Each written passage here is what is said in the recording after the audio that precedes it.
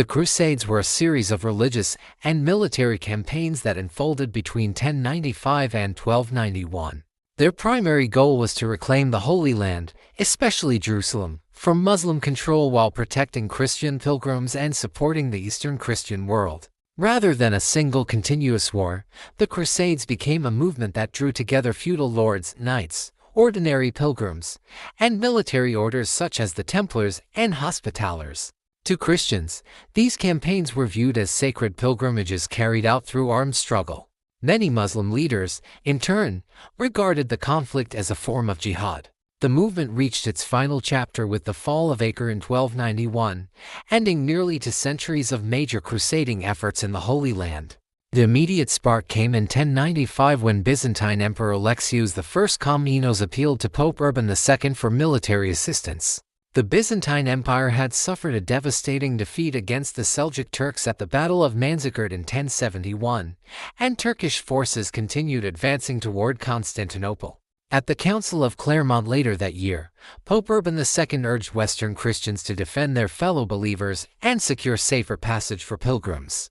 He urged them to recover Jerusalem, which had been under Muslim rule since 638. He promised spiritual rewards, including the remission of sins, to those who took up the cross. His call ignited extraordinary enthusiasm across Europe as thousands prepared for what they believed was both a sacred duty and a path to salvation. Religious devotion was the strongest motivation for many participants, defending holy sites, seeking forgiveness for sins, and fulfilling deeply held spiritual beliefs inspired countless nobles and commoners alike. Political ambitions also played an important role. The papacy hoped to strengthen its influence while European rulers saw opportunities to redirect internal conflicts outward. Economic incentives existed as well, particularly for younger sons without inheritances and merchants interested in expanding trade, although these motives varied greatly among participants. The Crusades cannot be fully understood without considering the centuries that preceded them. Following the death of the Prophet Muhammad in 632, Muslim armies rapidly expanded across the Middle East, North Africa, Spain, Sicily, and parts of Italy. Large regions that had once formed the heart of the Christian world came under Islamic rule. While Christian communities often survived under protected status by paying special taxes, they also experienced periods of persecution, restrictions on worship, destruction of churches, and difficulties reaching sacred pilgrimage sites. During the 11th century, the Seljuk Turks intensified pressure on the Byzantine Empire and disrupted long-established pilgrimage routes, creating an immediate crisis that prompted appeals for Western intervention. Modern discussions of the Crusades often portray them as an unprovoked campaign of religious aggression or an early form of colonial conquest. Another interpretation offered by historians such as Thomas Madden and Rodney Stark argues that the Crusades were fundamentally defensive in nature. From this perspective, Western Christendom had spent more than 4 centuries responding to continuous territorial losses as Islamic empires expanded into former Christian lands.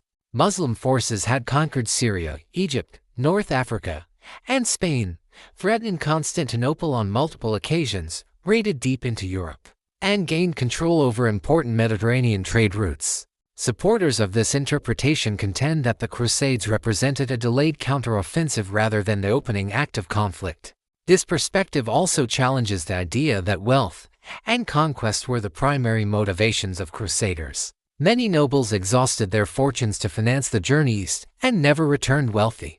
The Crusader states that emerged after the First Crusade were fragile frontier territories that depended heavily on reinforcements from Europe rather than functioning as prosperous colonial empires. Atrocities undoubtedly occurred throughout the conflict, including massacres, sieges, and widespread civilian suffering. However, medieval warfare was brutal across all civilizations, and both Christian and Muslim armies committed acts that would be condemned today. Neither side held a monopoly on violence or tolerance. The Crusades produced remarkable leaders whose decisions shaped the course of history. Pope Urban II inspired the First Crusade with his famous sermon at Clermont. Godfrey of Bouillon became one of its greatest heroes after helping capture Jerusalem in 1099 and accepting the title Defender of the Holy Sepulchre instead of king. Bohemond of Taranto established the Principality of Antioch, while Baldwin I became the first crowned king of Jerusalem and expanded the young kingdom. During the Third Crusade, King Richard I of England, remembered as Richard the Lionheart, earned lasting fame for his military brilliance and his rivalry with Saladin. Holy Roman Emperor Frederick Barbarossa led an enormous German army but drowned while crossing a river before reaching the Holy Land.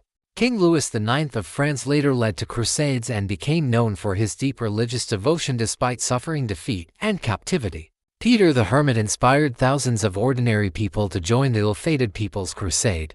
On the Muslim side, Kilij Arslan I confronted the earliest Crusader armies in Anatolia. Ahmed ad-Din Zengi captured the county of Edessa in 1144, an event that triggered the Second Crusade. His son Nur ad-Din united much of Syria and strengthened Muslim resistance. The most celebrated Muslim commander was Saladin, whose victory at the Battle of Hattin in 1187 shattered Crusader power and enabled him to recapture Jerusalem. He became renowned not only for his military achievements but also for his reputation as a capable administrator and relatively honorable ruler. Later, the Mamluk Sultan Baybars methodically eliminated the remaining Crusader strongholds, bringing the crusading era in the Holy Land to its conclusion. Throughout these events, Byzantine Emperor Alexios I Komnenos remained a pivotal figure whose request for Western aid set the entire movement in motion. The scale of the Crusades was enormous. The central campaigns lasted nearly 2 centuries, from 1095 until 1291, although crusading efforts on other fronts continued beyond that period. Historians generally recognize 8 major crusades directed toward the Holy Land, with the First Crusade proving the most successful. Estimates suggest that between 60,000 and 100,000 people joined the First Crusade, including soldiers, pilgrims, women, and children. Perhaps 30,000 to 40,000 were fighting men. Many never reached the Levant because of disease, starvation, or attacks along the journey. Across all crusades, hundreds of thousands participated. The human cost remains difficult to calculate. Historians estimate that total deaths may have ranged from around 1 million to as many as 9 million people. Many modern scholars consider 2 to 6 million a more plausible estimate of total deaths from warfare, disease, and famine. Some of the darkest moments included the massacre following the capture of Jerusalem in 1099 and the devastating Crusader defeat at the Battle of Hattin in 1187. Despite their eventual failure, the Crusades reshaped both Europe and the Middle East. The First Crusade established 4 Crusader states, including the Kingdom of Jerusalem, the Principality of Antioch, the County of Edessa, and the County of Tripoli. Jerusalem remained under Crusader control until Saladin recaptured it in 1187, although it briefly returned to Christian rule through diplomacy in 1229. Over time, increased trade between Europe and the East, exchanges of knowledge and technology, the rise of powerful military orders, and deeper divisions became enduring legacies. The Crusades emerged from a medieval world shaped by faith, warfare, and competing civilizations. They cannot be reduced to a simple story of heroes or villains. They were born from centuries of conflict, driven by sincere religious conviction, political ambition, fear, and survival. Whether viewed as a holy mission, a defensive response, or an ambitious campaign for power, the Crusades remain one of history's most influential and controversial chapters. Understanding the full historical context reveals a far more complex story than modern stereotypes often suggest, reminding us that both civilizations possess their own ambitions, beliefs, achievements, and tragedies.